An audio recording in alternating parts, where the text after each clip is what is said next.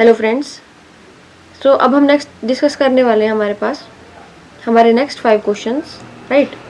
सो question number 21 कहता है हमें कि you have to find out the value of X and Y. तो हमें एक ये केमिकल रिएक्शन गिवन है क्वेश्चन में और ये हमसे कहता है कि हमें एक्स और वाई की वैल्यू फाइंड आउट करनी है, राइट। तो ये हमारा क्वेश्चन है। सो हम देखते हैं इसको कैसे फाइंड आउट करेंगे। तो पहले तो हम लिख लेते हैं यहाँ पर कि रिएक्टेंट साइड में कौन कौन से एलिमेंट्स हैं और कितने हैं, राइट। तो हम देखते हैं के है हमारे पास, आई है, ओ है, एच है। तो इस तरह से हम टेबल बना लेंगे according to the rule, right. तो हम देख लेते हैं। हाँ भाई, पोटेशियम की अगर हम बात करें तो रिएक्टेंट साइड में पोटेशियम कितना है हमें नहीं पता, एक्स है। प्रोडक्ट साइड में कितना वाई है, ठीक है। तो लिख देते हैं यहाँ पर एक्स, यहाँ पर Y.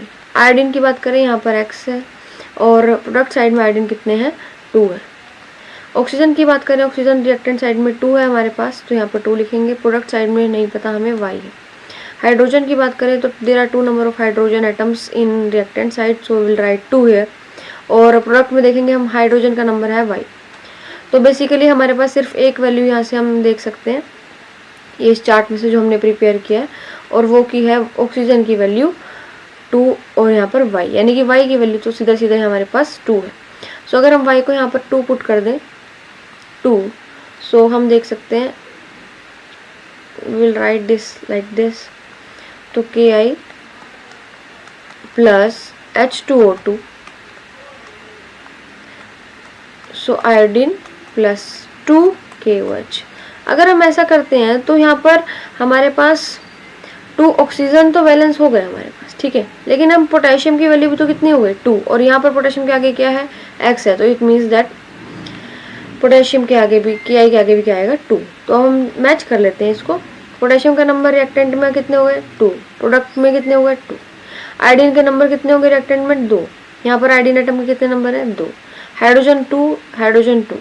Oxygen in reactant is also 2, oxygen in product is also 2। So in this way x की वैल्यू भी हमारे पास क्या हो जाएगी, 2, एंड वाई की वैल्यू क्या हो जाएगी हमारे पास, 2। So this is our option number A. So this is correct option number A.